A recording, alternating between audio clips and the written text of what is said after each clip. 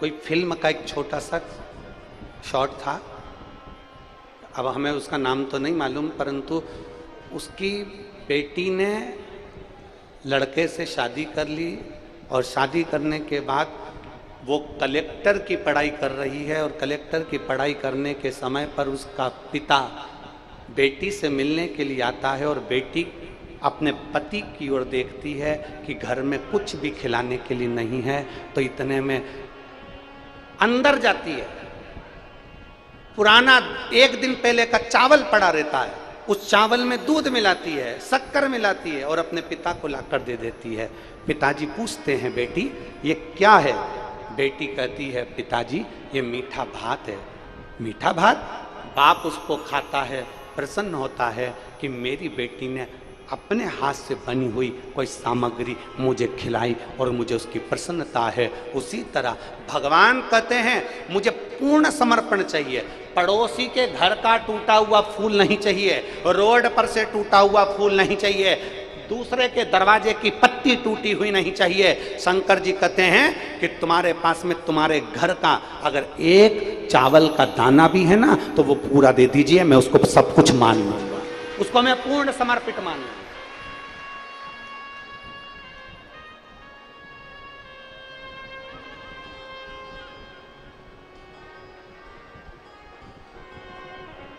हम उसको पूर्ण समर्पित मानेंगे।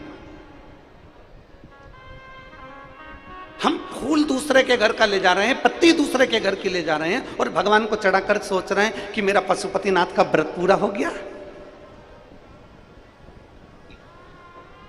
ए जी, पशुपतिनाथ का व्रत कभी भी असफल नहीं होता। पशुपतिनाथ का व्रत हमेशा सफल होता है, बस उसको ईमानदारी से और पूर्ण समर्पण से करो। इसलिए हमने पशुपतिनाथ के व्रत में बार बार आप लोगों को कहा घर में भोजन तैयार करो, मीठे का सामग्री, खीर बनाओ, हलवा बनाओ, सीरा बनाओ, मीठा चावल बनाओ, तुम जो बनाना है वो घर में बनाओ, थोड़ा बनाओ, भले जितना भगवान को भोग लगाना है उतना बनाओ। फिर हमने कहा अपने पास जो हो, जब तुम्हारे 5 व्रत पूर्ण हो जाएं, अपने पास जो हो, फूल हो तो फूल, पंखड़ी हो तो पंखड़ी, मूंग हो तो मूंग, चावल हो तो चावल, 108 वो समर्पित करो जो अपना है, जो अपने पास है। पड़ोसी के घर से तोड़कर पशुपतिनाथ के व्रत में एक फूल भी मत चढ़ाना। अगर बन सके 10 रुपए दिए, 10 रुपए का फूल लिया, 5 रुपए लिए, 5 रुपए का फूल लिया। यहां तक शिव महापुराण की कथा कहती है कि मंदिर में अगर जल चढ़ाने जा रहे हो, और पहले तो आप लोग क्या करते थे, जब आप लोगों ने शिव पुराण की कथा नहीं सुनी थी, पूरी दुनिया के लोगों ने जब शिव पुराण की कथा नहीं सुनी थी, तब तक लोग क्या करते थे, मंदिर में से ही पानी भरते थे और शंकर जी को चढ़ाते थे। बोलो सही है कि गलत है? पर जब से लोगों ने शिव पुराण की कथा सुनी, तब से लोग मंदिर का पानी नहीं लेते, अपने घर से जल भर कर लेकर जाते हैं और शंकर जी को चढ़ाते हैं, क्योंकि पूर्ण समर्पण चाहिए। लोग हमसे पूछते हैं महाराज जी पहले भी हम जल चढ़ाते थे, तब तो महादेव सुनते नहीं थे, आज के समय में हम जल चढ़ाते हैं और महादेव सुनते हैं। सारी समस्या का हल 1 लोटा जल। अब ऐसा क्या है, थोड़ा अब ऐसा है क्या, ऐसा क्या हो गया कि 1 लोटा जल सारी समस्या का हल हो गया? क्या पहले 1 लोटा जल सारी समस्या का हल नहीं था? क्या पहले 1 लोटा जल सारी समस्या का हल नहीं मानते थे? क्या पहले 1 लोटा जल पूरी समस्या का हल नहीं था? क्या पहले शंकर भगवान नहीं रिश्ते थे? उसका कारण यह था कि मंदिर का पानी बाल्टी भर के पंडित जी रख देते थे, उसमें से भर भर कर तुम शंकर जी को चढ़ा देती थी और प्रसन्न हो जाती थी कि शंकर जी ने स्वीकार कर लिया। इसको आधा समर्पण कहते हैं। लोटा किसी दूसरे का, बाल्टी किसी दूसरे की, पानी मंदिर का, और मंदिर के महादेव को चढ़ाकर तुम सोचती थी कि मैंने भगवान को रिझा लिया। भगवान नहीं रिश्ते। मेरा भोलेनाथ को रिझाने के लिए पूर्ण समर्पण चाहिए। इसलिए जिसने शिव महापुराण की कथा सुनना चालू करी, फिर उन्होंने घर से पानी ले जाकर शंकर जी को चढ़ाना प्रारंभ करा। जब घर से लेकर गए तो पूरे समर्पित होकर गए, तो भगवान ने उसका कार्य करना प्रारंभ कर दिया, उसकी झोली भरना प्रारंभ कर दिया। इसको पूर्ण समर्पण। पशुपतिनाथ का व्रत भी करो और तुम कहो कि मैंने तो 4 बार करके देख लिया, भोलेनाथ जी मेरी नहीं सुन रहे, मैंने 5 बार कर लिया, भोलेनाथ जी मेरी नहीं सुन रहे, मैंने सफेद आंकड़े की जड़ बांध ली, भगवान मेरा नहीं सुन रहा। उसका कारण क्या है? तुम्हारी क्यों नहीं सुन रहा? यहाँ एक पत्र में आया, देखो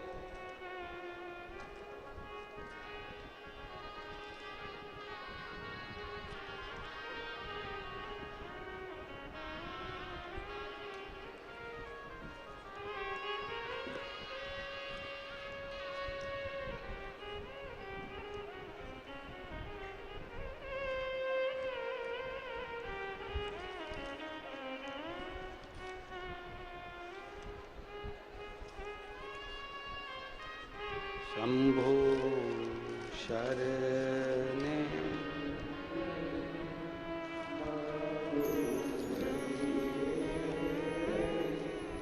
अब देखिए, लोग कहते हैं हमने सफेद आंकड़े की जड़ बांधी, 2 बार बांधी, 3 बार बांधी, 4 बार बांधी। लोग कहते हैं हमने पशुपतिनाथ का व्रत किया। हम कहते क्यों नहीं सुन रहा? अपनी गलती को तो छाटो कि हमने किसी के दरवाजे का फूल तो नहीं तोड़ लिया, हमने कहीं किसी के यहाँ की पत्तियां तो नहीं तोड़ ली और तोड़कर हम भगवान को रिझाने चले गए, उसमें से हमारा आधा समर्पण समाप्त हो गया। इसमें लिख रही है, मैं पूर्णिमा राम भरोस साहू, ग्राम लारीपारा, कोटा, जिला बिलासपुर, छत्तीसगढ़ की रहने वाली हूँ। कहीं बैठी हो तो हाथ हिला सकती है। मैं पूर्णिमा राम भरोस साहू, ग्राम लारीपारा, कोटा, जिला बिलासपुर, छत्तीसगढ़ की रहने वाली हूँ। कहीं बैठी हो तो अपना हाथ हिला सकती है। मेरी शादी 2002 में हुई थी। 21 साल हो गए, संतान का सुख नहीं हुआ। कहीं बैठी हैं? क्लोज करिए कैमरे में। हाँ, दिख गए। ठीक है, आइए बच्चे को लिया लिया बेटा। मैं पूर्णिमा राम भरोस साहू, ग्राम लारीपारा, 2002 में हमारी शादी हुई। 21 साल हो गए, हमारे यहां औलाद नहीं हुई। गुरुदेव, डॉक्टर के हिसाब से मेरी बच्चेदानी में टीबी हो गई थी।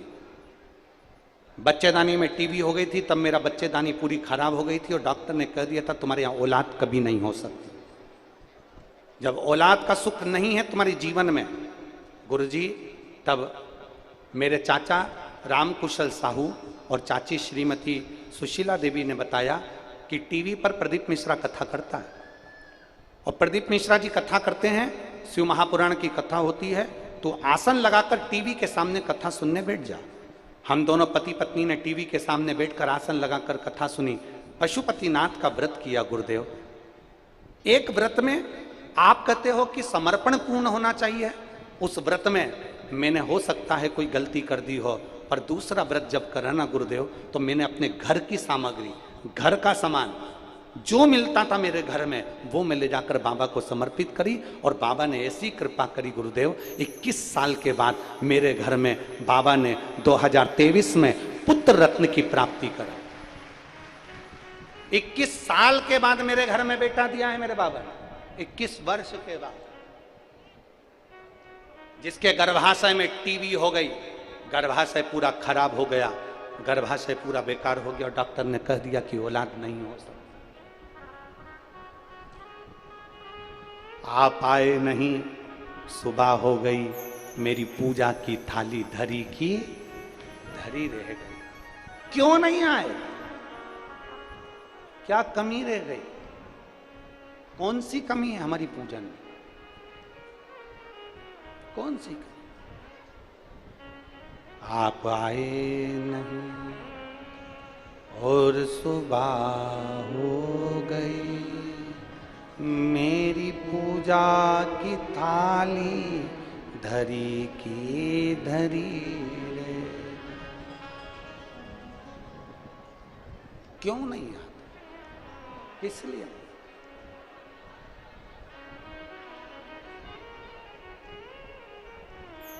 कभी आप भी विचार करिए। ए मेरी छत्तीसगढ़ की जीजियों, मेरी अमलेश्वर की माताओं, मेरे भाई, मेरे जीजाओं, कभी विचार करना, अपने भीतर कभी विचार करिएगा कि मैं भी रोज मंदिर जाती हूँ, रोज प्रणाम करती हूँ, रोज पशुपति व्रत भी करती हूँ, मैंने ये प्रयोग भी करा, पर मेरे बाबा ने मेरी सुनी क्यों नहीं? क्या कमी है? एक पत्र है,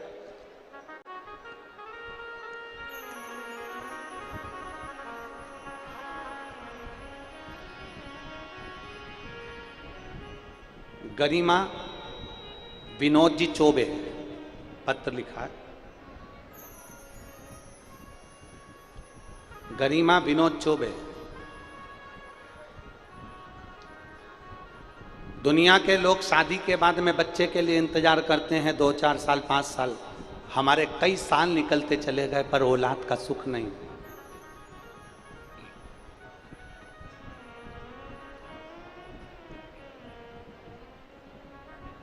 गरिमा विनोद चौबे, हाथ हिलाओ।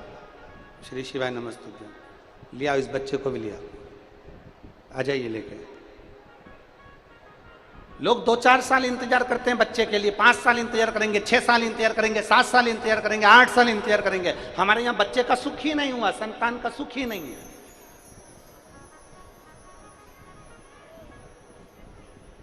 फिर हमने गुड़ियारी की कथा पंडाल में बैठकर सुनी, और गुड़ियारी की कथा पंडाल में बैठकर सुनी, और उसी पंडाल में बैठकर हम रोज कथा सुनते। हमको पंडाल में जगह नहीं मिलती, हम रोड पर बैठ जाते, वहां की मिट्टी को हम हमारे गर्भ पर लगा लेते, और गर्भ पर लगाकर बाबा को प्रार्थना करते, बाबा कई साल निकल गए, बाबा मेरी गोद भर दो, बाबा कृपा करो। और आपकी व्यासपीठ पर भरोसा करा, आपकी बात पर भरोसा करा गुरुदेव, और आज बाबा की कृपा से कई साल निकलने के बाद मेरे बाबा ने मेरी गोदी भर दी और मेरे घर में संतान की प्राप्ति। ये शिव तत्व है, ये शंभु ओघड़ी है। एक विश्वास की प्रबलता लाई। और मेरी अमलेश्वर की जीजियों और मेरे जितने आस्था चैनल पर मेरी माताएं, मेरी जीजियां, मेरे जीजा, मेरे भाई, मेरी बहन कथा सुन रहे हैं, आपका समर्पण पूर्ण रखना, पूर्ण समर्पण। यहाँ पर कई माताएं तो ऐसी बैठी हैं, कई भाई ऐसे बैठे हैं जिनके घर में बगीचे में फूल लगे हैं, पर वो दूसरे के घर का ही फूल तोड़ के ले जाते हैं, अपना गुलदस्ता बेकार नहीं होने देते, अपने घर का बगीचा बेकार नहीं होने देते। अब बोलो तो सही है कि गलत है? अरे बोलो बोलो जरा जम के। अपने को किसी से डरना वरना नहीं है, बिल्कुल सही बोलना चाहिए। सत्यम शिवम सुंदरम। अपने घर में बगीचे में फूल लगे, अपने छोटे से पौधे में फूल लग रहा है, पत्तियां लग रही, सब कुछ लग रहा, पर दूसरे के बगीचे से तोड़ कर ले जाएंगे। अपना समर्पण कहाँ है?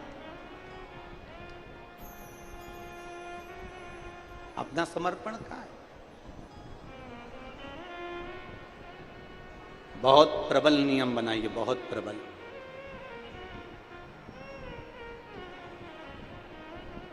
बहुत प्रबल नियम बनाओ, और वो नियम इतना प्रबल बनाओ, मेरे भोलेनाथ को रिझाने के लिए मैं अपने घर से जल लेकर जाऊं, अपने घर से।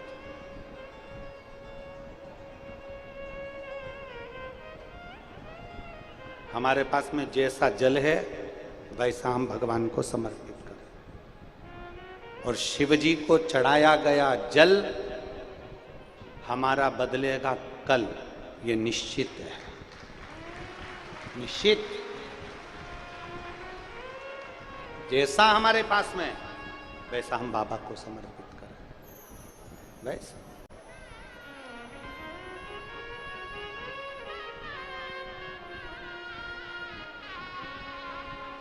वर्ष के बाद एक बार जोरदार ताली बजाओ। 21 साल के बाद हुआ है। प्रणाम प्रणाम प्रणाम प्रणाम।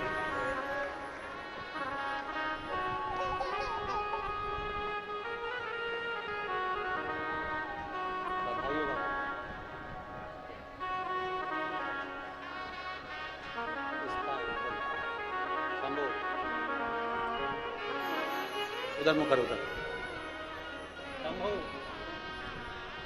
जोरदार ताली बजाएं। 21 वर्ष के बाद देवादिदेव महादेव की कृपा से संतान।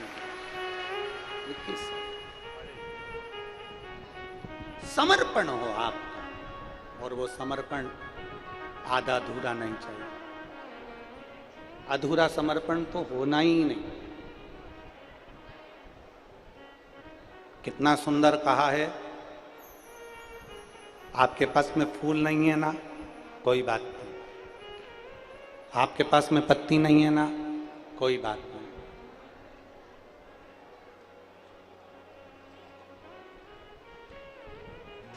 कुछ नहीं है, मत हो। दिल तो है,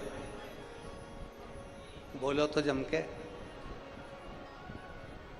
और वो वाला दिल नहीं चाहिए जो दूसरे को दे दिया, वो दिल भी नहीं चाहिए। कई कई तो ऐसे बैठे हैं, वो उनको दिल को तो गुलदस्ता समझते हैं, इसको भी दे देते हैं, उसको भी दे देते, उसको भी दे देते, उसको भी दे देते। परमात्मा ने एक दिल दिया है, और वो दिल अगर मेरे महादेव को दे दिया तो फिर कहीं देने की जरूरत नहीं पड़ेगी। समा बहुत है।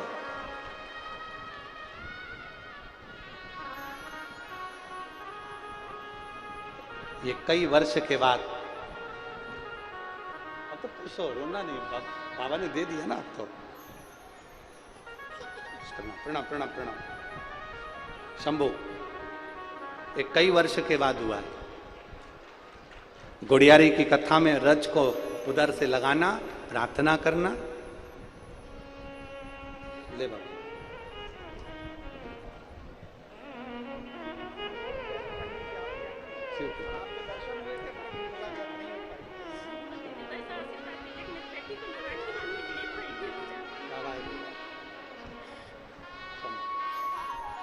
रो मत, खुश खुश हो, तो बाबा ने दे दिया। शंभू शंभू,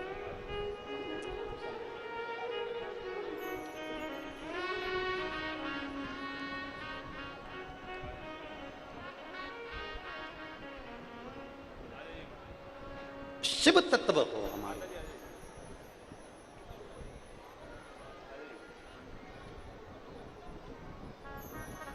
कहां से लाऊं गंगा, कहां से लाऊं यमुना, कहां से लाऊं सरयू अपार पड़ी रे। ओ भोले तेरी सेवा हमसे ना मेरे बाबा, तेरी सेवा हमसे ना।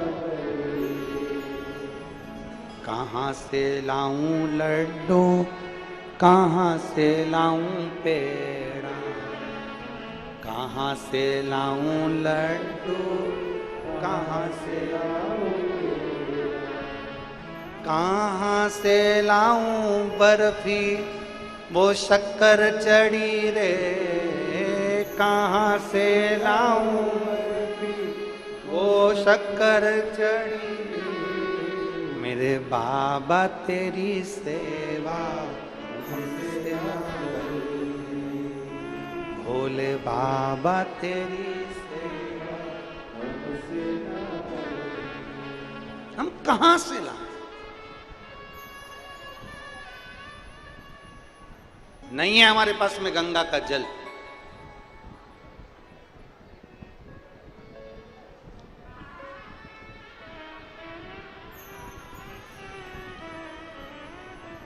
कल एक पत्र किसी ने कोरियर के द्वारा भेजा था, और उसमें आशीष का नाम लिखा था ऊपर कि ये पत्र गुरुजी के सेवक आशीष को मिले। वो पत्र हम जहाँ पवन जी खंडेलवाल जी के यहाँ ठहरे हैं, वो पत्र पहले वहाँ आया, फिर वो पत्र हमारे पास आया। तो उसमें एक पत्र में प्रश्न लिखा हुआ था। उस पत्र में एक प्रश्न था। शायद वो प्रश्न हमारे अमलेश्वर वालों के लिए श्रेष्ठ है, और पूरे पृथ्वीवासियों के लिए, सब जितने श्रोता भाई बहन बैठे हैं उनके लिए भी श्रेष्ठ है। उस पत्र में लिखा हुआ था कि मेरा एक प्रश्न है कि हम बहुत बुजुर्ग हो गए, हम गंगोत्री नहीं जा सकते, और हम बहुत ऐसी जगह पर खेड़े में रहते हैं गांव के अंदर कि हमारे पास में इतना धन भी नहीं है कि हम हरिद्वार जा सकें। अब हमको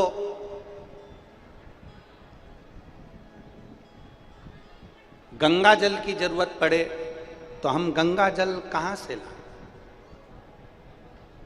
जिसने पत्र लिखा, अगर वो कथा सुन रहे हैं तो ध्यान लगाना, हमें गंगा जल की जरूरत है, तो हम गंगा जल कहाँ से लाएं? शिव महापुराण की कथा कहती है, तुम्हारे घर के पास में जो शंकर का मंदिर है, शिवालय है, उस शिवालय पर कोई लोटा भर के जल चढ़ाए ना, शंकर के सिर पर गंगा है, तुम्हारे जल चढ़ाते से वो गंगा जल बन जाता है। मेरे शंकर के मस्तक पर गंगा विराज रही है, तुमने एक लोटा जल चढ़ाया, वो गंगा जल बन जाता। लोग जो शिव महापुराण को नहीं समझते, शंकर की कथा को नहीं समझते, वो अपनी व्यासपीठ पर बैठकर कहते हैं कि शंकर का चढ़ा हुआ जल नहीं पीना चाहिए। शिव महापुराण की कथा कहती है कि वो अगर शंकर का चढ़ा हुआ जल नहीं पी सकते तो फिर गंगा का जल भी नहीं पी सकते, क्योंकि वो भी शंकर पर चढ़ा हुआ है। वो गंगा का जल भी तो शिव पर चढ़ा है, वो भी तो शंकर की जटा से निकल रहा है। कहना सरल है, शंकर का चढ़ा जल मत पियो, और उसको प्रमाणित करना कठिन है, बहुत कठिन। थोड़ा सत्य चुपता जरूर है, पर वो प्रमाणित रहता, प्रमाणित। उसने पत्र में लिखा कि आप गुरु जी से पूछना कि हमारे हम बुजुर्ग हैं, हम गंगोत्री नहीं जा सकते, हम बुजुर्ग, हमारे शरीर से नहीं बन रहा, हम हरिद्वार भी नहीं जा सकते, गंगा का जल कहाँ से लाएं। हमारा निवेदन है, शंकर के शिवलिंग पर, शंकर के ऊपर चढ़ा हुआ जल जब कोई एक लोटा चढ़ाए, उसमें से एक कटोरी भर कर लिया ना, वो गंगा जल से कम नहीं है, क्योंकि वो शंकर का स्पर्श करा हुआ है, शिव के स्पर्श का है। वो शंकर से जो स्पर्श कर जाता है, शिवलिंग से जो स्पर्श कर जाता है, वो श्रेष्ठ हो जाता है, श्रेष्ठ। और करके देख लो, एक सांप चर्च के अंदर चले जाए, एक सांप मस्जिद के अंदर चले जाए, और एक सांप शंकर के मंदिर में चले जाए। जो चर्च में सांप गया है उसको लाठी से मार दिया जाता है, जो सांप इधर उधर जाता है उसको लोग मार देते हैं। और वही सांप अगर शंकर के शिवलिंग से चिपक जाता है तो मेरा सनातन धर्म का भाई उसको पूजना प्रारंभ कर देता है। शिव का स्पर्श किया है, शंकर का स्पर्श किया है, शिव के करीब में गया, शंकर के पास, शिव के करीब में पहुंचा है वो सब, शंकर के नजदीक। और बखान क्या करूं मैं राखों के ढेर का। अब बोलिए, आप भी बोलिए साथ में, बखान क्या करूं राखों के ढेर का, चपटी भभूत में खजाना हुए, चपटी भभूत में खजाना हुए। जरा विचार करिए, एक तन पर लगी भस्म, तन पर, मेरे भोलेनाथ जी की पिंडी पर चढ़ी हुई भस्म करोड़ों की हो गई, करोड़ों। तन पर चढ़ी हुई भस्म करोड़ों की, करोड़ों।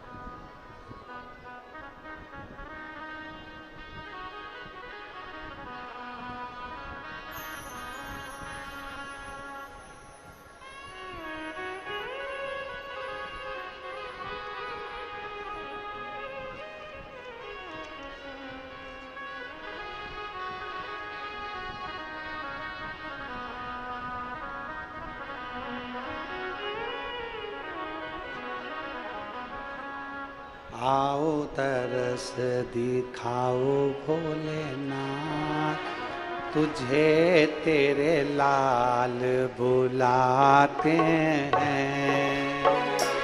आओ तरस दिखाओ भोलेनाथ, तुझे तेरे लाल बुलाते हैं।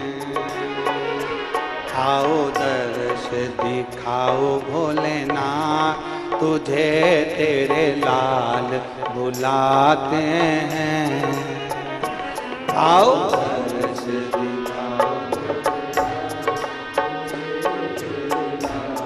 बुलाते हैं। तुझे रो रो पुकारे मेरे ने, तुझे रो रो पुकारे मेरे, तुझे तेरे दास बुलाते हैं। आओ दर्श दिखाओ भोलेनाथ, तुझे तेरे दास बुलाते हैं। आओ दर्श दिखाओ भोलेनाथ, तुझे तेरे दास बुलाते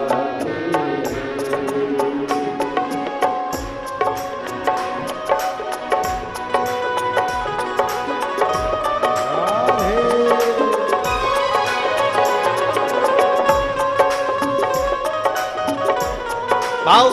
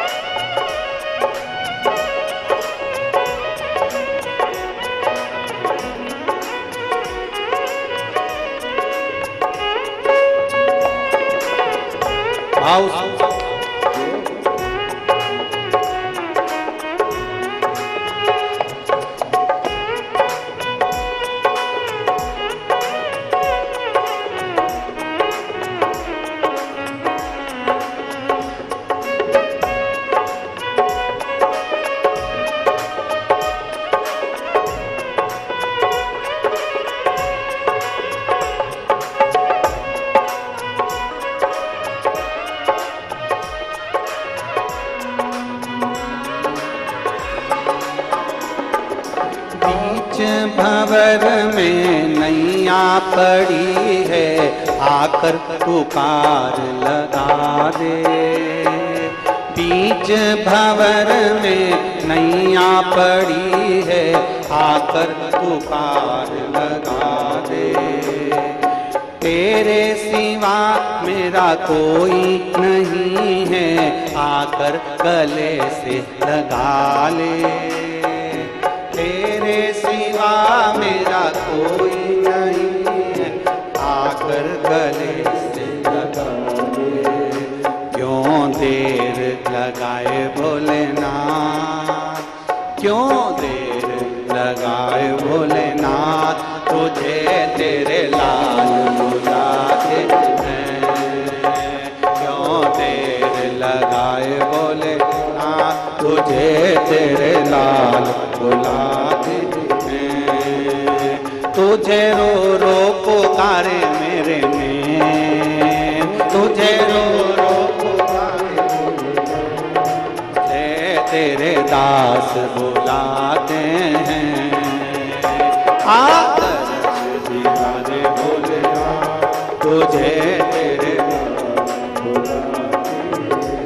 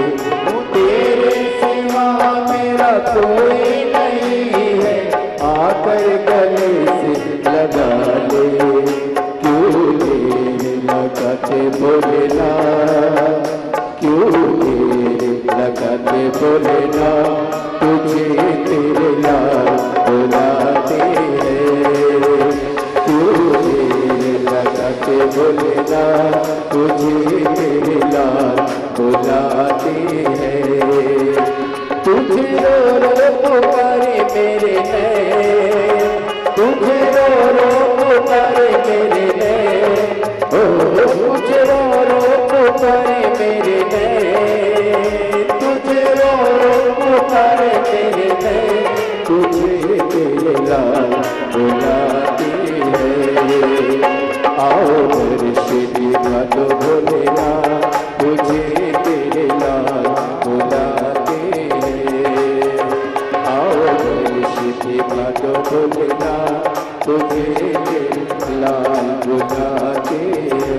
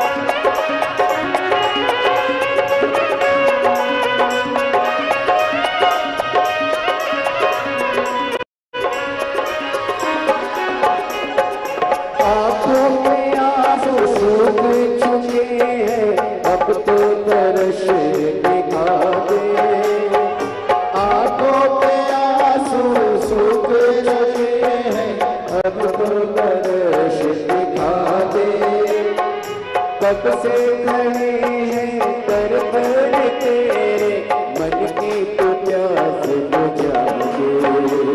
वो कब से खड़े हैं दर पर तेरे, मन की तो प्यास बुझा दे।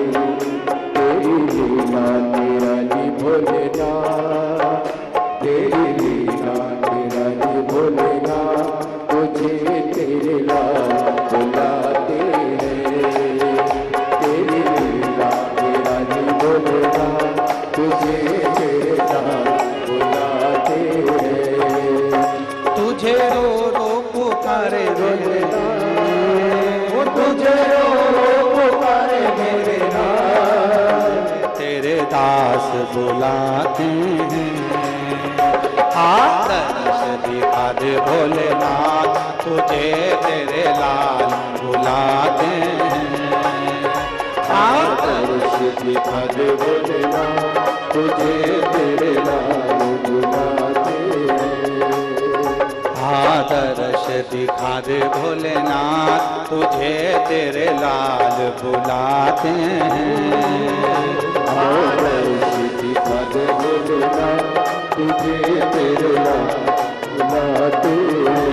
तुझे तेरे लाल बुलाते हैं। तुझे तेरे लाल बुलाते हैं।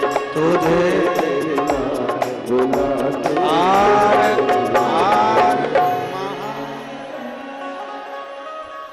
अपने स्थान पर बैठकर भगवान शिव जी से अपने मन की बात बड़े भाव के साथ दिल से बाबा को प्रार्थना करिए, बाबा को विनय करिए, बाबा उसको स्वीकार जरूर करेगा।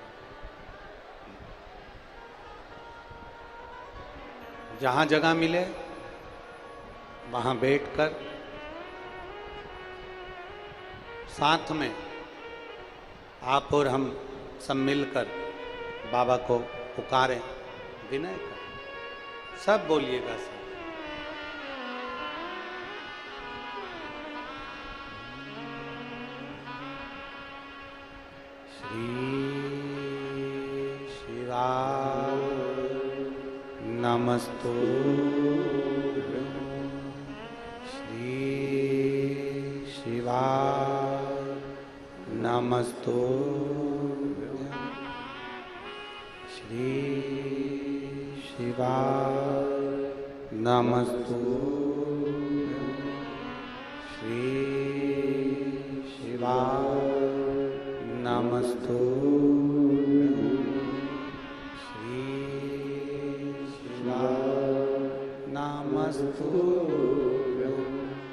भोला सब दुख काटो, ओ भोला सब दुख काटो। शिव शंकर जपो तेरी माला, भोले बाबा जपो तेरी माला, भोला सब दुख काटो, ओ भोला सब दुख काटो। वेश है मंगल मंगलकारी, वेश है मंगल मंगलकारी। शमशान वासी हमारा, शमशान वासी हमारा, ओ भोला सब दुख काटो, ओ भोला सब दुख काटो। भगवान शिव की कथा कह रही है, देवादिदेव महादेव का संवाद कर रहा है, शिव महापुराण वर्णन कर रही है। पूर्ण समर्पण दीजिए भगवान। आधा अधूरा समर्पण से परमात्मा प्रसन्न नहीं होते, आधा अधूरा समर्पण से भगवान प्रसन्न नहीं होते।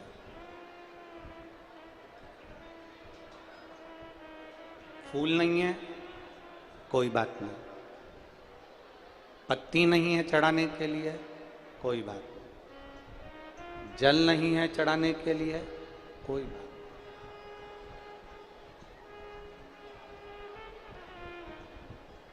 दिल तो है ना, हृदय तो है। जैसे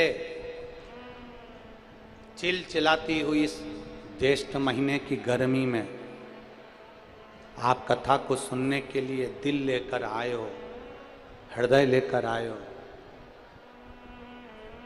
ऐसे ही शिव मंदिर में भगवान शंकर की चौखट पर, भगवान शंकर के शिवालय में अपना दिल लेकर जाओ, अपना हृदय लेकर जाओ। एक बहुत अच्छी कथा आती है, जरा ध्यान दीजिएगा, समझने का विषय है उस कथा में। एक बुढ़िया थी,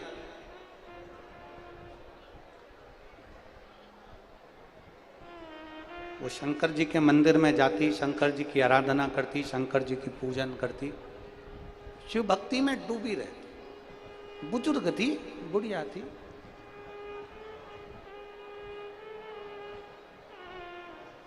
शिव मंदिर में वो डूबी हुई है, भगवान शंकर के पावन चरणारविंद में उसका मन, उसका चित्त, उसका हृदय लगा रहता, बुढ़िया है। और फिर निवेदन है आप सबसे, बचपन निकल गया ना, निकल जाने दो, जवानी निकल गई ना, निकल जाने, अधेड़ी निकल गई, निकल जाने, बुढ़ापा मत खराब करना।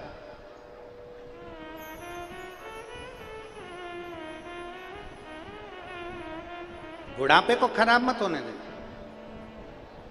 अपना बुढ़ापा मत बिगड़ना।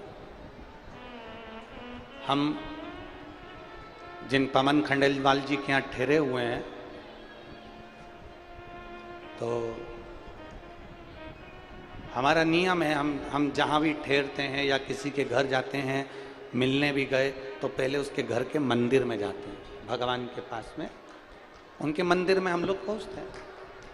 तो जब हम पवन खंडेलवाल जी के यहाँ गए तो उनके मंदिर में जब पहुँचे, देवालय में, घर के अंदर मंदिर है, उसके अंदर दर्शन किया तो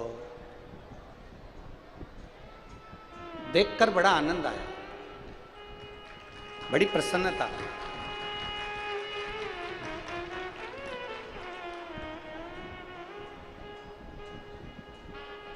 अपने घर का शिवालय, अपने घर का देवालय बता देता है कि व्यक्ति कैसा है। अगर किसी के घर में किसी व्यक्ति की परख करना है, वो कितना भी तुम्हारा चरण धुलाए, कितना भी लड्डू खिलाए, सबसे पहले उसके घर के मंदिर में जाओ और उसके मंदिर में देखकर भगवान को देखो और भगवान का दर्शन कर कर भगवान की दशा देखकर समझ जाओ। भगवान अगर चकाचक दिख रहा है तो समझ लेना कि सेवा भी चकाचक हो। और अगर भगवान ही मालूम पड़े कि भगवान कोई लड्डू गोपाल जी घर में बैठे हैं और मालूम पड़े उनकी व्यवस्था ठीक नहीं हो रही है, शंकर जी घर में बैठे हैं उनकी व्यवस्था ठीक नहीं हो रही है, मत दो तुम शंकर भगवान को बहुत सारा फूल पत्ती, पर जहां भगवान बैठे हैं तुम्हारे घर में इतना छोटा सा भी मंदिर है ना, इतना छोटा सा भी मंदिर है जिसके अंदर शंकर का शिवालय है, या सीहोर से लाया कंकर शंकर है, या नर्मदा का कंकर है, तुम्हारे घर में लड्डू गोपाल है, तुम्हारे घर में देवी जी बैठी है, तुम्हारे घर में देवता जी बैठे हैं, छोटा सा मंदिर भी तुम्हारे घर में है, उसको इतना साफ रखिए, इतना क्लीन रखिए, इतना अच्छा रखिए कि भगवान अगर खुश होंगे तो तुम्हें भी खुश रख देंगे। ये निश्चित है।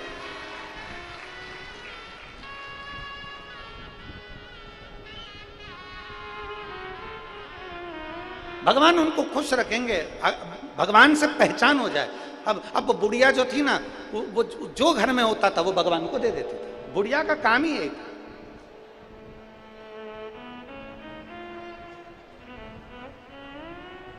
अब जरा इस कथा पर ध्यान देना, बहुत शिव महापुराण की ये कथा बड़ी सुंदर है। बुढ़िया जो उसके पास होता था वो महादेव को दे देते थे, और महादेव को देते हुए, महादेव को देते देते बुढ़िया जब महादेव को देती थी तो एक बात जम के चिल्ला के कहती थी, बहुत तेज चिल्ला कर बोलती थी, ये ले तेरा तुझको अर्पण। क्या बोलती थी? जम के बोलो जरा, तेरा तुझको अर्पण। अब बुढ़िया शंकर जी पे इतनी समर्पित थी, शिव जी के प्रति इतना समर्पण था उसका, शंकर के जो उसके पास में होता था वो शिव जी को दे देते, इतना उसका समर्पण था, इतना। यहां तक कोई नया कपड़ा लेकर आती थी ना पहनने के लिए, तो सबसे पहले उस कपड़े को भगवान के ऊपर चढ़ा कर रख देती थी, श्रृंगार कर देती उस कपड़े से, फिर खुद पहन। जो उसके पास में बुढ़िया वो भगवान को देती। अब उसकी एक आदत बड़ी बुरी थी, ये ले, बोलो बोलो बोलो, जम के तो बोलो, तीनों पंडाल वाले बोलो जरा, और जो चौथा पंडाल और पांचवा पंडाल और छठा पंडाल पीछे वाले वो भी बोलो, ये ले तेरा तुझको अर्पण। अब बुढ़िया क्या करती कि जो भगवान को देती देती, पूरी समर्पित थी भगवान के प्रति, शंकर जी के प्रति, शिव जी की निंदा नहीं सुन सकती थी। शंकर भगवान को कोई अपशब्द कह दे तो पलट कर चली जाती थी। शंकर भगवान का गुणगान करती, एक क्षण भी नहीं, भगवान शिव के बिना रह नहीं सकते, इतना समर्पण, इतना समर्पण। अब ये ले, अरे बोलो तो, तुम लोग तो कथा ही भूल जाते हो, ये ले। अब बुढ़िया क्या करती कि भोग लगाती, तेरा तुझको अर्पण, जल चलाती, तेरा तुझको अर्पण, कपड़े लाती तो भगवान को देती, तेरा तुझको अर्पण। अब उसने क्या करती, वो घर की झाड़ू लगाती और घर की झाड़ू लगा के कचरा इकट्ठा करती, कचरा इकट्ठा करती और कचरा इकट्ठा कर कर ले जाकर बाहर फेंकती। ये ले तेरा तुझको।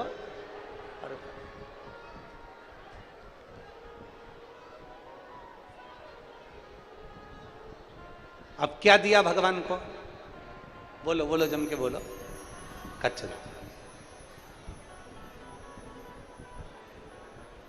अब एक संत निकल कर जा रहे थे, कोई गुरु होगा। अब वो संत निकल कर जा रहे थे, कोई गुरु निकल कर जा रहे थे, तो संत ने, गुरु ने देखा, बुढ़िया झाड़ू लगा कर आई, कचरा इकट्ठा करके लाई और उसने फेंका, और फेंकते से ही बोली ये ले, कचरा फेंक दिया। संत को बुरा लगा। अब गुरु को बड़ा बुरा लगा कि बताओ गजब की है, भगवान को कचरा दे रही है, भगवान को कचरा दे रही है, बुरा लगा। संत कुछ नहीं बोले, उसने कहा अगर ये कल ऐसी हरकत करेगी ना तो मैं इसको फिर डांट दूंगा। पर बुढ़िया तो बुढ़िया थी, उसका तो रोज का नियम था कि जो मेरा है वो सबकी सब मेरे भोले नाथ जी का है, जो मेरे पास में है सब मेरे शंकर भगवान का है, जो मेरे पास में है वो सब मेरे बाबा का है, सब कुछ मेरे बाबा।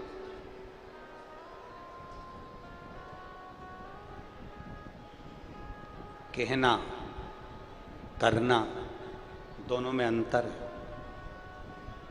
आरती में हम लोग सब बोल देते हैं तेरा तुझको अर्पण, क्या लागे मेरा प्रभु, क्या लागे मेरा, तेरा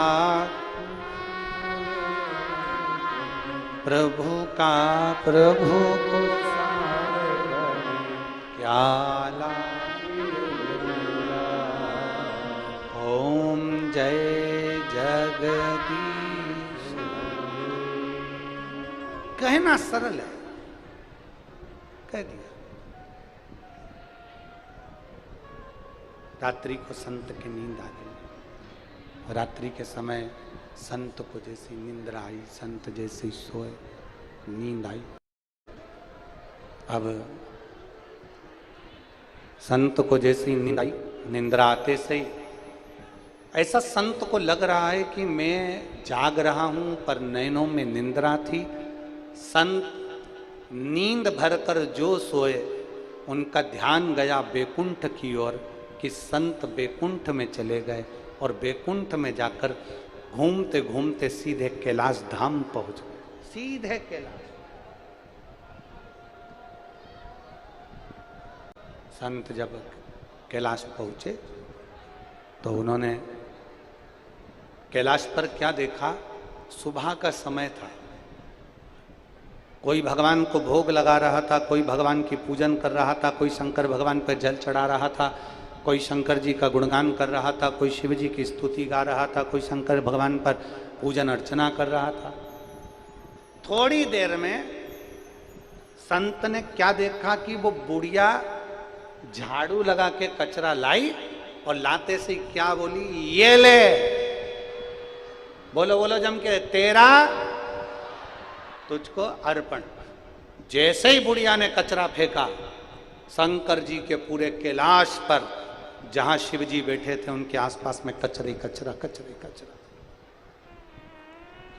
अब संत ने क्या देखा कि थोड़ा सा आगे बढ़े,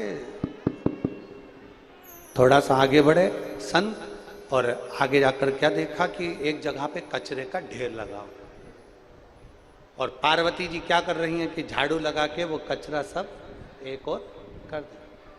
सारी बुआरी काढ़ी, कचरा एक और।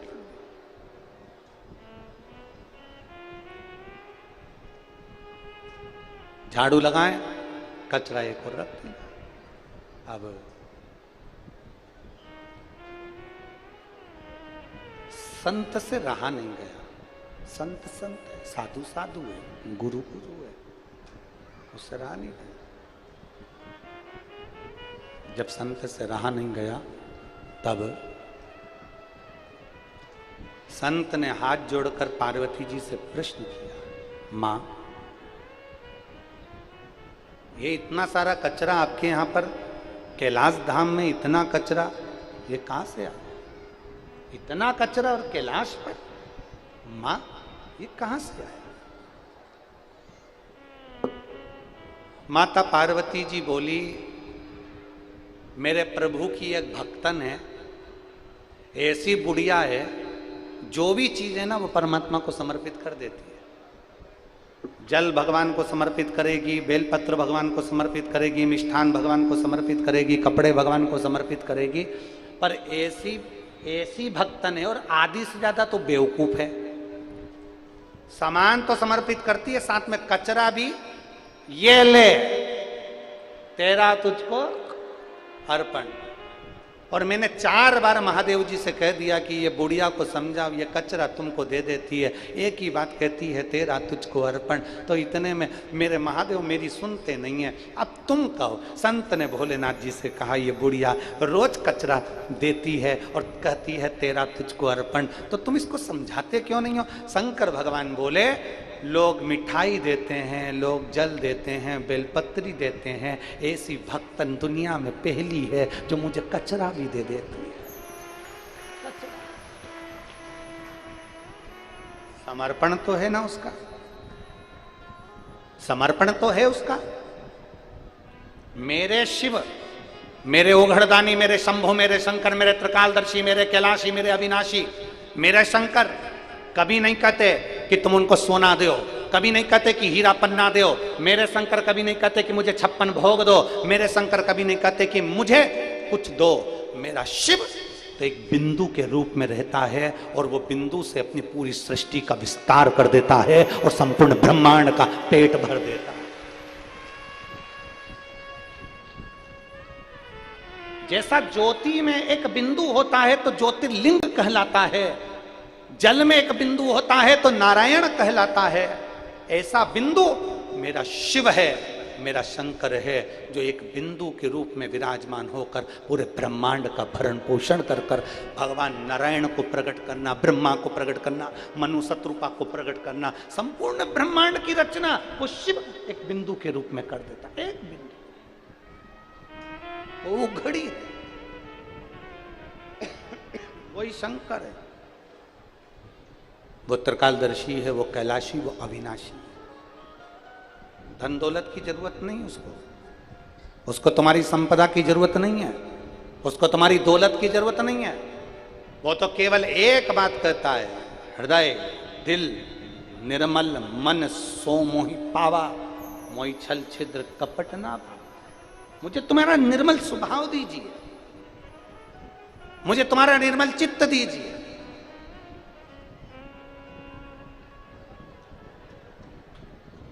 और जब मन शुद्ध तुम परमात्मा को दोगे तो ही तो परमात्मा मिलेगा।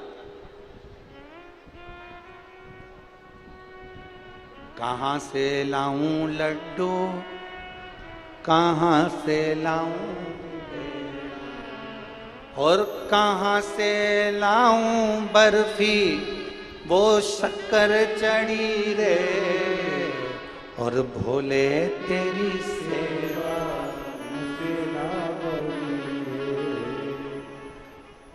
तुम्हारे पास में जो है वो शिव को दो, जो तुम्हारे पास में।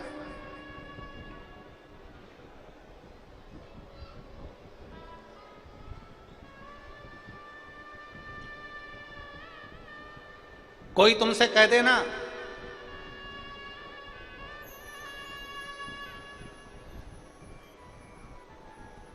कि भगवान मेरे सपने में आए थे और सपने में आकर कह रहे थे कि मुझे लड्डू का भोग लगा, समझ लेना भगवान ने नहीं कहा। मेरे भोलेनाथ जी की एक लीला सबसे प्रबल है, मेरे भगवान शंकर की एक लीला सबसे प्रबल है। मेरे भोलेनाथ को कभी 56 भोग नहीं लगते। मेरे भोलेनाथ तो जो जल चढ़ाने आता है, जो उनकी आराधना करने आता है, भोलेनाथ उनको 56 भोग खिला देता है। पर मेरा भोलेनाथ कभी 56 भोग का भूखा नहीं। मेरा शंभू कभी दिखावे का भूखा नहीं है।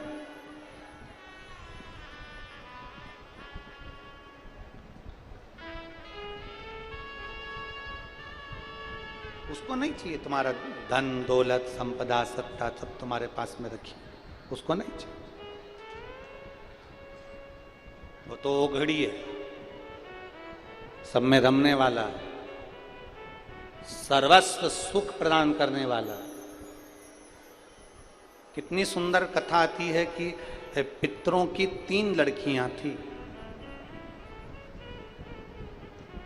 पितृलोक में पितरों की 3 बेटियां, मैना, धन्या, कला, 3 बेटियां।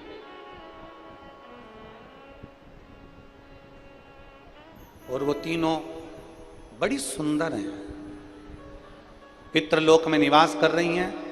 पितृलोक में निवास करते करते करते करते एक बार वो भ्रमण के लिए निकली और सनकादि ऋषियों के पास में से निकल कर जा रही थी। मैना, धन्या, कला जब सनकादि ऋषियों के करीब में से निकल कर जा रही है तो उनका जो लहंगा है, जो वस्त्र पहनी हुई थी, जो लहंगा पहनी हुई थी, वो वस्त्र उस सनकादि ऋषियों के पास में से निकलने पर उनकी जंघा को लग गया और जंघा छिला गई। अब सनत कुमार तो छोटे छोटे से,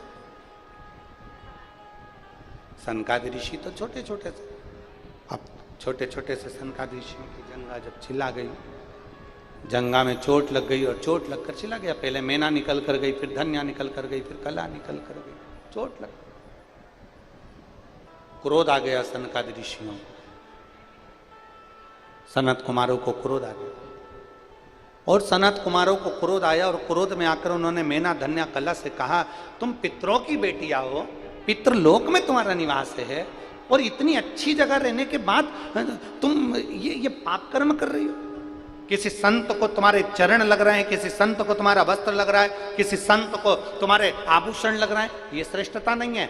शिव महापुराण की कथा कहती है, आप शंकर भगवान को जल चढ़ाने के लिए जा रहे हो, आप शंकर भगवान के मंदिर में जा रहे हो, आप तीर्थ में जा रहे हो, आप केदारनाथ जा रहे हो, आप बद्रीनाथ जा रहे हो, आप गंगोत्री यमुनोत्री जा रहे हो, आप सोमनाथ मल्लिकार्जुन का दर्शन करने जा रहे हो, आप भगवान शंकर के मंदिर में अगर जा रहे हो तो प्रथम प्रयास तुम्हारा होना चाहिए कि हम भगवान का तीर्थ करने के लिए जा रहे हैं तो इस शरीर के द्वारा, अपने द्वारा किसी का दिल ना दुखे, किसी के हृदय को चोट ना आए, किसी का मन ना दुखे, अपने शरीर के द्वारा किसी को कष्ट ना हो।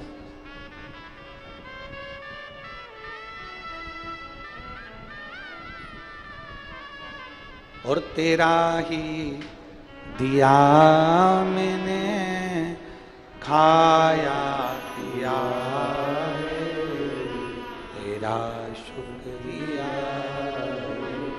तेरा शुक्रिया, मुझे भोले बाबा ने बहुत दे दिया है, तेरा शुक्रिया, तेरा शुक्रिया। अपने द्वारा किसी को चोट ना पहुंचे, अपने द्वारा किसी को कष्ट ना पहुंचे, ये प्रथम प्रयास है। इस शरीर के द्वारा किसी को कष्ट ना हो, किसी को परेशानी ना हो।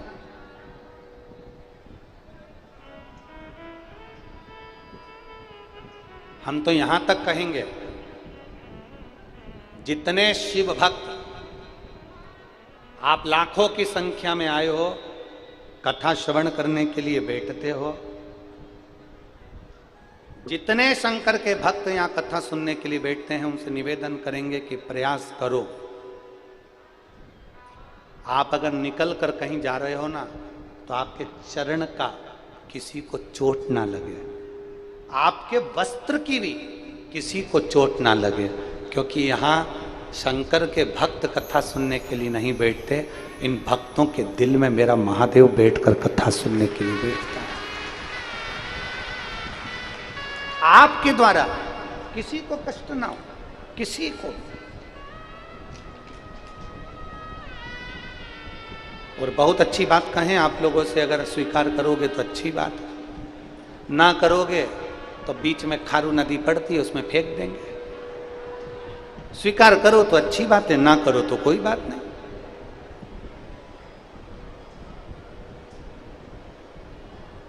जितनी देर कथा सुनने के लिए बैठे हो, जितनी देर कथा के पंडाल में आकर बैठे हो, उतनी देर आपका चित्त, मन, बुद्धि सब मेरे देवाधिदेव महादेव में होना चाहिए, मेरे शिव में होना चाहिए, कहीं नहीं।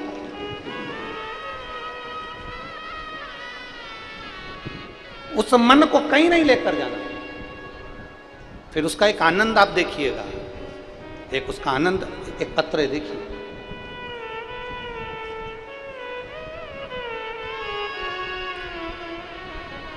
मालती सिन्हा, संतोष सिन्हा, कहीं बैठी हैं मालती सिन्हा, संतोष सिन्हा, अगर कहीं बैठे हो तो हाथ हिलाइएगा। मालती सिन्हा, संतोष सिन्हा, रायपुर छत्तीसगढ़ के रहने वाले हैं। मेरे भोले बाबा का मैं क्या बखान करूं गुरुदेव। 2019 में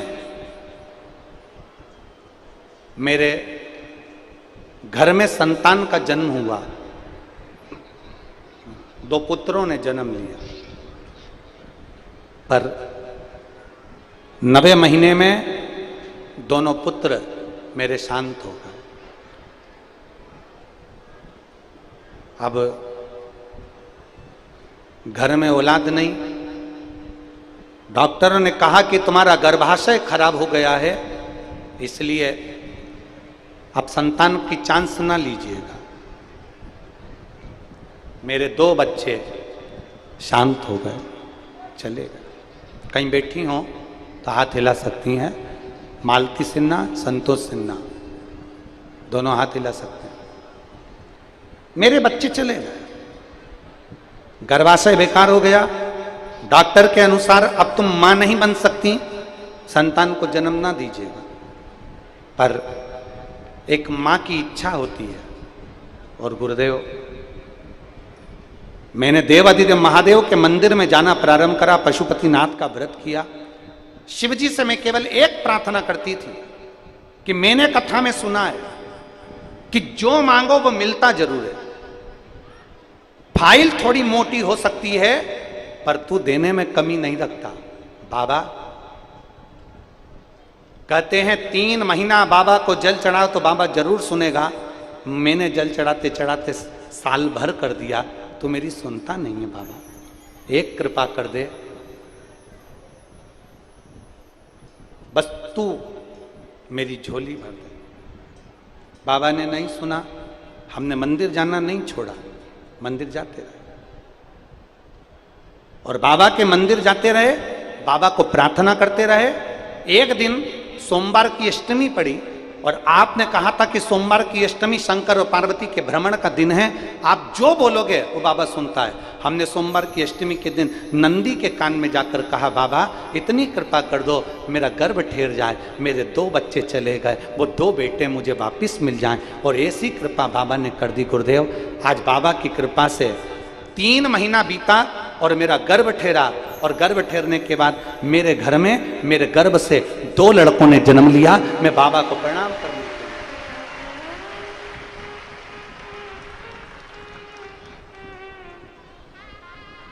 मेरे शिव की कृपा। कहीं बैठी हो अपने बच्चे को लेकर तो व्यासपीठ पे ला सकती हैं, अगर कहीं बैठी हो तो आ सकती हैं।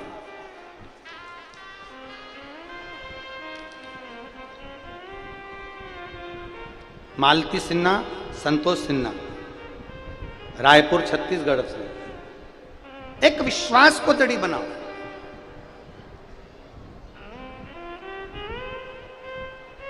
शिव के प्रति भरोसा उत्पन्न करो। दुनिया के लोग कहते हैं शंकर भगवान संहार के देवता हैं। भगवान शंकर सारी पृथ्वी का संहार कर देते हैं। दुनिया की बुद्धि तो बिगड़ गई है। जो लोग कहते हैं संहार के देवता हैं। शिव महापुराण की कथा कहती है मेरे शंकर भगवान सृष्टि की रचना करने वाले भी हैं, सृष्टि का पालन करने वाले भी हैं और सृष्टि का संहार करने वाले भी हैं। वो सब कुछ समाया है, सब कुछ।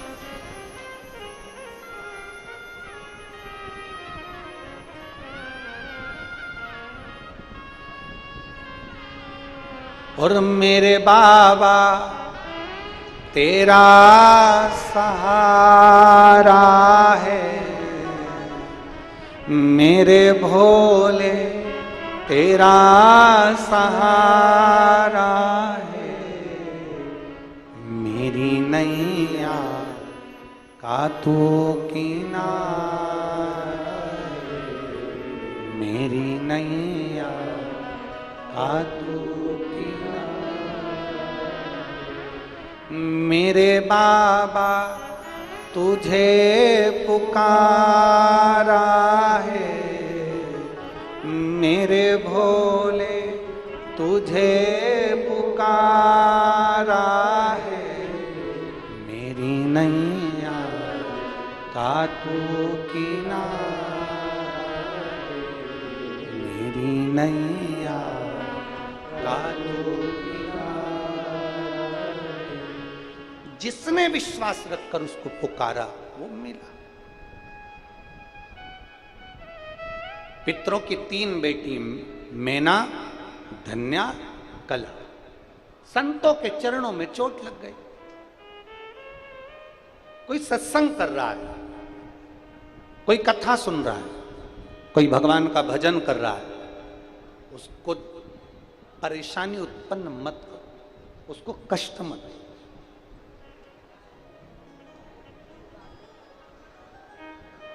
बहुत बहुत समझ वाला विषय है। हम तो यहाँ तक कहेंगे, इतने सारे शंकर जी के भक्त कथा सुनने आते हैं ना, तो आप प्रयास करा करो कि अपन अगर खड़े हो गए तो पीछे वाली 3 या 4 महिलाएं ऐसी होती हैं जिनको भगवान का दर्शन तक नहीं हो पाता आपके खड़े होने से। अगर खड़े ही होना है तो ऐसी जगह हो कि कहीं कोई को आड़ नहीं हो रही है, किसी को दर्शन में दिक्कत नहीं हो रही, किसी को दर्शन में दिक्कत नहीं। अगर खड़े भी हो रहे हो ना, कोई कूलर का आड़ पड़ गया, कोई ऐसी जगह हो गई जहाँ किसी को कष्ट ना हो, ऐसी जगह खड़े हो जाओ। पर बीच में अगर हम खड़े हो जाएं और लोगों को दर्शन में दिक्कत आए तो हम तो उनके दर्शन में भेद उत्पन्न कर रहे हैं, उनको कष्ट दे रहे हैं, तो हमको श्रेष्ठता थोड़ी ना लगेगी। प्रयास करो शरीर के द्वारा, अपने शरीर के द्वारा, अपने द्वारा किसी को कष्ट ना हो। आवाज पकड़ रहा है बाबा, अपने शरीर के द्वारा किसी को कष्ट ना हो, प्रयास करो। सनत कुमारों ने खड़े होकर श्राप दे दिया, मैना, धन्या, कला, मैं तुम्हें श्राप देता हूं। हम तुम्हें श्राप देते हैं मैना, धन्या, कला, तुम पितरों की 3 बेटियां हो, पृथ्वी पर जाकर तुम्हें जन्म लेना पड़ेगा, भूमंडल पर जन्म लेना पड़ेगा, यह हमारा श्राप है।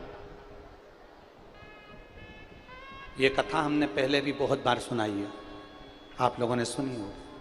पृथ्वी पर जन्म लेना, रो रही है मैना, धन्या, कला। मैना, धन्या, कला की आंख में से आंसू बह रहे हैं, नेत्रों से नीर बह रहा है, रो रहे हैं। क्षमा कर दीजिए, क्षमा कर। कहा हम तुम्हें वर देते हैं, पृथ्वी पर तुम 3 कन्याएं जन्म लोगी और तुम्हारे गोद में 3 देवियां खेलेंगी जो संपूर्ण विश्व का कल्याण करेंगी। मैना, तुम्हारी गोद में पार्वती जी आएंगी, धन्या तुम कला बनोगी, धन्या तुम सुनैना बनोगी, तुम्हारी गोद में माता जानकी जी खेलेंगी, कला तुम कीर्ति बनोगी और तुम्हारे गोद में राधा रानी खेलेगी। 3 देवी तुम्हारी गोद में, ये 3 देवियां खेलेंगी। जो जगत का कल्याण करने वाली होंगी। माता पार्वती भी जगत का कल्याण करेंगी, माता जानकी भी जगत का कल्याण करेंगी, माता राधा रानी भी जगत का कल्याण करेंगी। ये 3 देवियां तुम्हारी गोदों में खेलेंगी जो जगत का उद्धार करने वाली होंगी।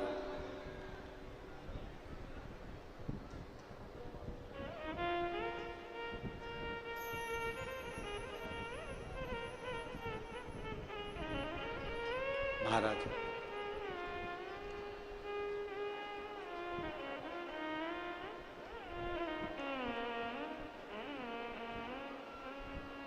जगत का कल्याण करने वाली 3 देवियां प्रकट हो। समय आया, दक्ष प्रजापति के घर में जन्म लेने वाली माता सती अपने ही पिता के घर में यज्ञ के कुंड के सम्मुख में अपने प्राणों को त्याग देती हैं। माता सती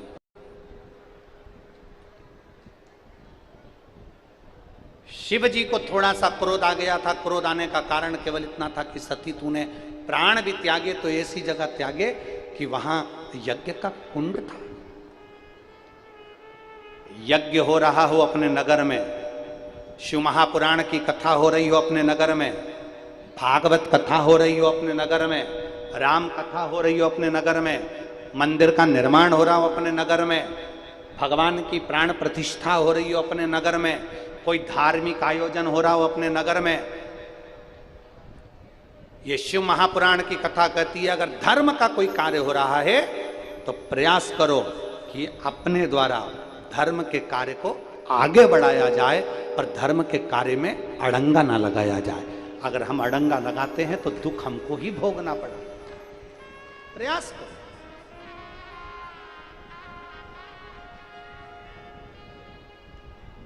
पर कई लोगों की आदत भी रहती है, वो अच्छा काम हो रहा है ना तो उसमें कहीं ना कहीं थोड़ा ना थोड़ा लोग उसको बिगाड़ने का प्रयास करते हैं। डीले कम करे बाबू, उसको बिगाड़ने का प्रयास करते हैं। कोई अच्छा कार्य हो रहा है ना तो लोग उसको बिगाड़ने का प्रयास करते हैं। और कई लोग तो इतने जिद्दी होते हैं, तुम हमें जानते नहीं हो, हम उनके रिश्तेदार हैं, हम तो आगे ही बैठेंगे, जा, हम तो आगे ही बैठेंगे, जा कर ले जो बन जा, जा।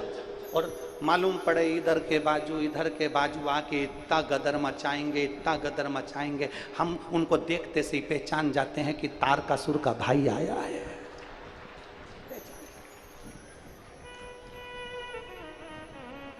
और कहीं की माताएं आकर इतना गदर मचावे, हम तो यहीं बैठेंगे, हम तो बैठेंगे, हम तो बैठेंगे। पहचान जाओ।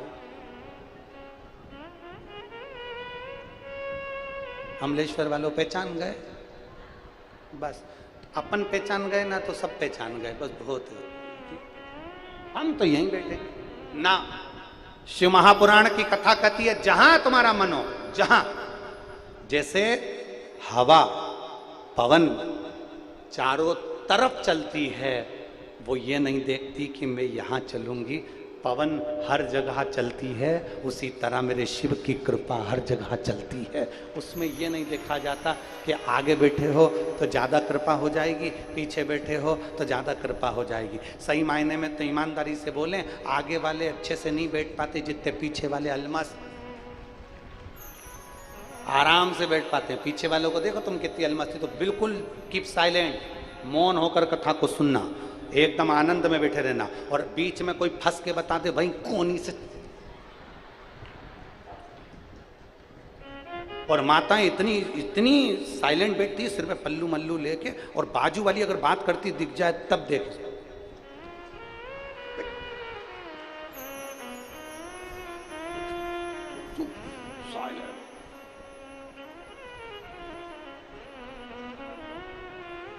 और अगर कहीं की माता बीच में बात करती दिख जाए तो उतनी देर में तो भजन में वो खड़ी हो जाए, और खड़ी होके इतना बड़ा गोला बना लेती कि अब तू उधर से खसक जा, दूर खसक जा।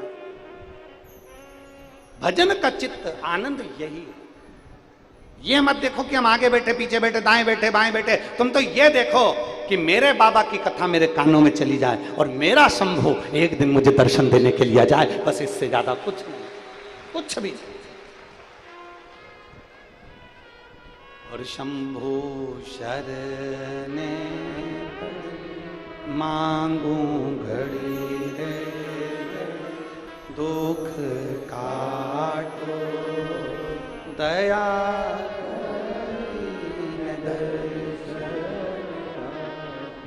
तीन देवियों के गोद में तीन देवियां प्रकट होती हैं और दक्ष प्रजापति के यज्ञ में सती मैया जो भस्म होती हैं, शिव बाबा क्रोध कर कर मौन होकर बैठ जाते हैं। समय आता है कामदेव शंकर भगवान की तपस्या को, समाधि को तोड़ते हैं और तीसरा नेत्र खुलता है और शिव जी के नेत्र से कामदेव जलकर भस्म हो जाते हैं। शंकर जी के कितने नेत्र थे? जम के बोलो, आपके कितने हैं? क्यों झूठ बोल रहे हो? मृत्यु लोक का देवता मेरा शंकर भगवान है, ब्रह्मलोक के देवता भगवान ब्रह्मा, वैकुंठ लोक के देवता भगवान विष्णु और पृथ्वी लोक के देव हैं मेरे देव अधिदेव महादेव। जब पृथ्वी के देवता के तीन नेत्र हैं तो आपके और हमारे भी तीन नेत्र हैं। एक नेत्र ये जिससे अपन अपनी अच्छाई देखते हैं, मैंने जो करा बहुत अच्छा करा। दूसरा नेत्र ये जिससे अपन अपने परिवार की अच्छाई देखते हैं, मेरे परिवार ने जो किया बहुत अच्छा किया। और तीसरा नेत्र हर व्यक्ति का यहाँ होता है जिससे वो हर एक व्यक्ति की बुराई ढूंढा करता है। उसने ये कर दिया, उसने वो कर दिया, उसने ये कर दिया, उसने वो कर दिया। ये तीसरा नेत्र है।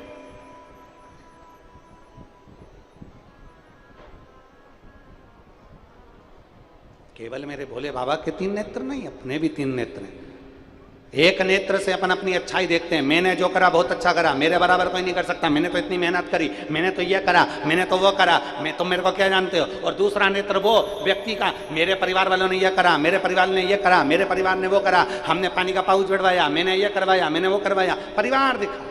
एक नेत्र से अपन दिख रहा है, दूसरे नेत्र से परिवार दिख रहा है, तीसरा नेत्र व्यक्ति का ऐसा होता है जिससे वो हर एक व्यक्ति की बुराई ढूंढा करता है। उसने ये कर दिया, उसने वो कर दिया, इसने ये कर दिया। और जब जब व्यक्ति किसी की बुराई ढूंढता है तब तब वो अपने अच्छे करे हुए सारे पुण्य समाप्त कर बैठता है, अपने सारे कर्म समाप्त कर बैठता है। शिव जी के कितने नेत्र? अपने कितने? तीन। और तीसरा नेत्र शंकर भगवान बंद कर कर रखते थे। तो तुम्हें भी क्या करना है?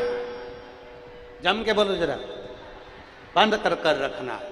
तीसरा नेत्र मेरे महादेव नहीं खोलते थे, कभी कभी खोलते थे, और जब खोलते थे तो सारा विध्वंस हो जाता था।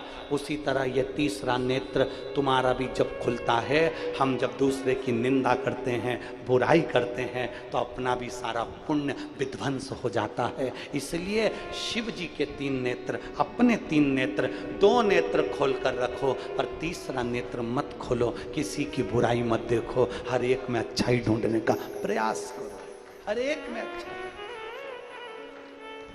फिर वही वाली बात था कि बुरा जो देखन, बोलो बोलो जम के बोलो जरा, बुरा जो देखन बुरा न मिलिया।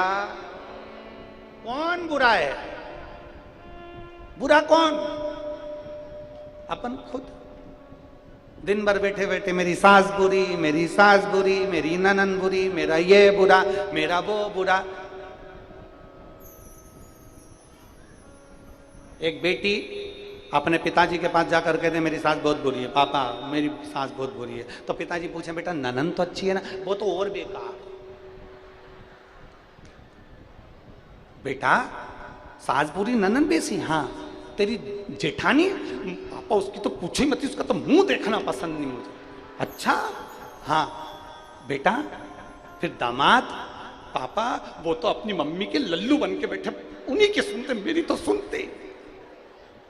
अच्छा बेटा, जब तुम्हारी बेटी कह रही है कि सास बुरी है, तुम्हारी बेटी कह रही ननन बुरी है, तुम्हारी बेटी कह रही कि जेठानी बुरी है, तुम्हारी बेटी कह रही है कि पति बुरा है, तो समझ लेना ना सास बुरी, ना ननन बुरी, ना पति बुरा, ना जेठानी बुरी, चश्मा इसका बुरा है।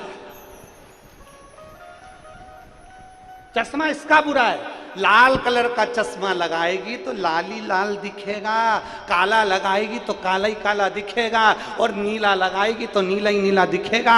और बुराई का चश्मा जब लगाकर देखेगी तो पूरा घर बुरा दिखेगा, पूरा घर बेकार नजर आएगा। अपना चश्मा बुरा है ना।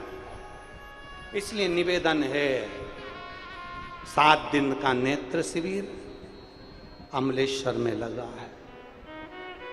अपनी अपनी आंखों की जांच कराओ।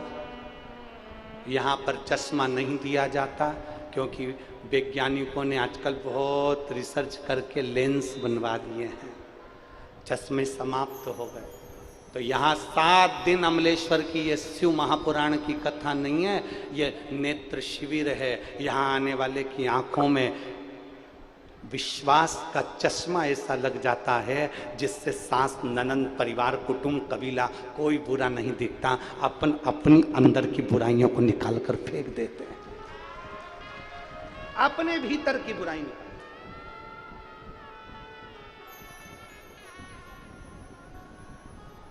अपने भीतर के अहंकार को निकाल दो, अपने भीतर की अभिमत्ता को निकाल दो, अपने भीतर के अहम को बाहर निकाल दो। बाहर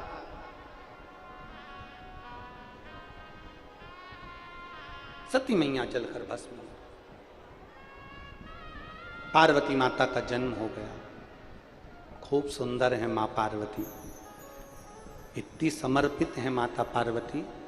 उनका समर्पण, माता पार्वती का समर्पण इतना समर्पण है कि मां शिवजी के प्रति इतनी समर्पित है कि शंकर भगवान के प्रति एक निंदा भी माता पार्वती श्रवण नहीं करती। एक निंदा मेरी मां नहीं सुन सकती, शंकर जी की एक निंदा। और मेरी जीजियों, मेरे जीजाओं, मेरी बेटियों, बेटाओं, इस चिलचिलाती हुई धूप में तुम लाखों की संख्या में आए हो और आस्था चैनल पर भी लोग कथा सुन रहे हैं, फेसबुक, यूट्यूब पर कथा सुन रहे हैं। एक बात अपने अंदर उतार कर रखना, मेरे भगवान शंकर ओघड़दानी की कभी निंदा सुनना नहीं, कभी मत सुनो। एक गुरु की निंदा और एक शिव की निंदा कभी ना सुनो, कभी ना सुनो। एक छत्तीसगढ़ में एक भजन चलता है, वो शिव गुरु का,